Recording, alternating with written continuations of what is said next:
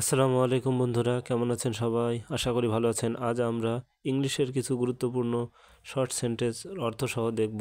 তো বন্ধুরা চলুন ডেইলি ইউজেবল সেই শর্ট সেন্টেন্সগুলোর অর্থসহ জানা যাক।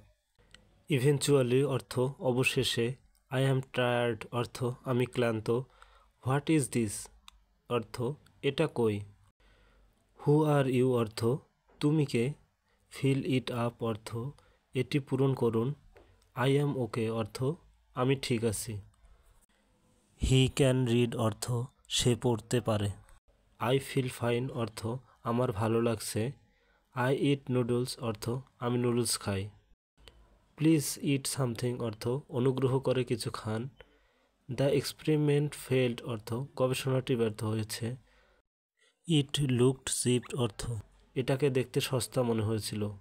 ধন্যবাদ বন্ধুরা সাথে থাকার জন্য। দেখা হবে পরবর্তী কোনো ভিডিওতে। সে পর্যন্ত ভালো থাকুন। আল্লাহ হাফেজ।